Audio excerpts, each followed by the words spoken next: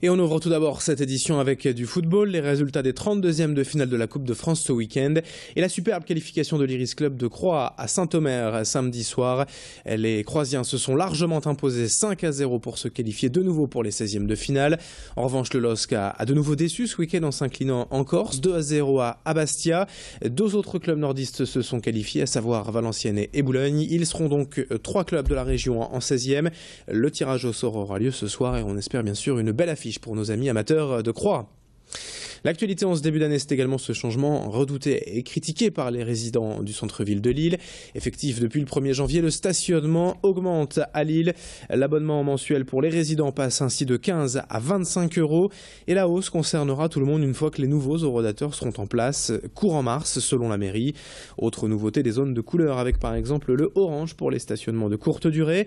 Du côté des automobilistes venus chercher vendredi leur nouvelle carte de stationnement, cette augmentation de 60% a du mal à passer, comme a pu s'en apercevoir sur place notre journaliste. Au courant de l'augmentation, j'ai eu un courrier ce matin de la ville sur le stationnement qui disait qu'il y avait du changement mais qui précisait pas forcément ça. J'ai pas pu avoir le tarif puisque j'ai même pas pu avoir le choix d'un abonnement mensuel, quoi. 10 € par mois, c'est vraiment pas négligeable. Puis en plus, moi j'habite un quartier, le Vieux-Lille, où le passage donc, de la gendarmerie, c'est tous les jours, plusieurs fois par jour. Alors, on a un peu du mal à comprendre parfois, voilà, pourquoi on est verbalisé, pour parfois un problème de piaf qu'on n'arrive pas à recharger ou là, voilà, pas possibilité non plus d'acheter un abonnement, quoi. Pas au niveau des résidents, non. Il n'y a pas une explication au niveau de l'augmentation.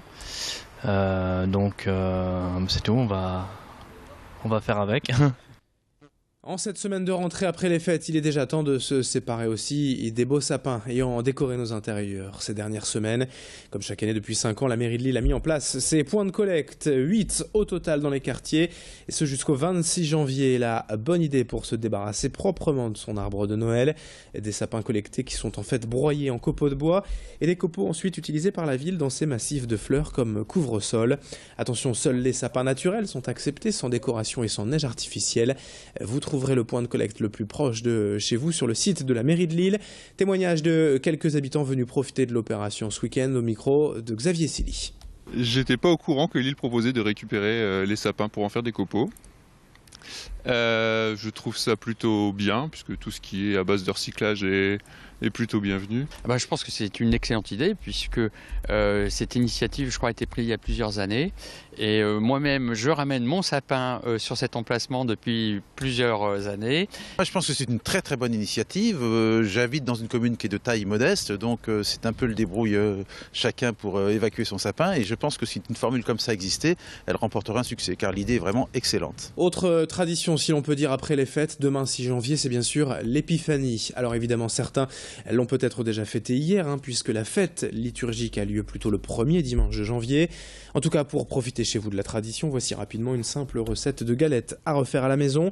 C'est en fait assez simple, 20 minutes de préparation, 40 minutes de cuisson. Nous sommes allés voir le boulanger-pâtissier Patrick Herman à Lille pour faire la frangipane avec lui. Pour réussir, il faut donc 2 pâtes feuilletées, mais surtout de la poudre d'amande, du beurre, du sucre, un œuf et bien sûr une fève à ne pas oublier.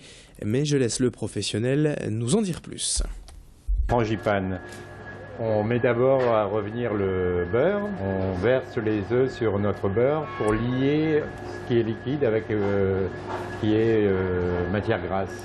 On ajoute le sucre, on attend d'avoir un mélange bien homogène, puis nous ajoutons les matières sèches, la poudre d'amande et la farine.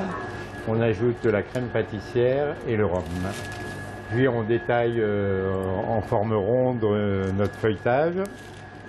On garnit de crème d'amande, on vient recouvrir notre rond de feuilletage et de frangipane avec un autre rond de feuilletage. On soude bien notre galette, puis on la dore et on la décore. Et puis on termine ce journal avec ces images du nouveau spectacle de la troupe lilloise du Luminaire. Claude Courtens et Mario Maleiro sont de retour sur scène pour présenter Vacances d'enfer des Chevaliers du Fiel, réadapté par la troupe. Hier, c'était en quelque sorte l'avant-première à Halluin, avant plusieurs dizaines de représentations à Lille à la boîte à rire dès ce jeudi. Simple rappel de l'histoire, Madame Lambert a gagné une croisière en Méditerranée, un voyage avec son animateur radio préféré, mais au moment du départ, rien ne se passe comme prévu et Madame Lambert va vivre l'enfer avant le paradis. samedi. Présentation au micro de Louis Caillé. Pourquoi à Luin en avant-première? Bon, il faut savoir que ce spectacle a été intégralement monté aux États-Unis, à Las Vegas très exactement. Il a été rodé au mois de décembre en France. Et là, il arrive à Luin en avant-première parce que tout simplement, la troupe du Luminaire est basée à Luin. Voilà, je suis alluinois d'origine, donc j'ai créé cette troupe en 73. Et bien sûr, c'est quand même normal qu'à Luin, ben mon Dieu, on leur fasse ce petit cadeau. Eh ben oui, c'est vrai, sur Facebook, j'ai mis une photo comme je suis là actuellement, et j'ai dit, voilà, cette année c'est décidé, je jouerai en pantoufles. Au moins comme ça, j'aurai pas mal aux pieds. On m'a répondu, ben non, hein, Claude, ça ne se fait pas.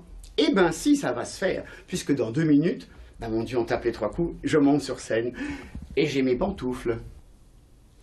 7h36, on enchaîne dans un instant avec la météo et l'infotrafic sur Grand Lille TV. A tout de suite.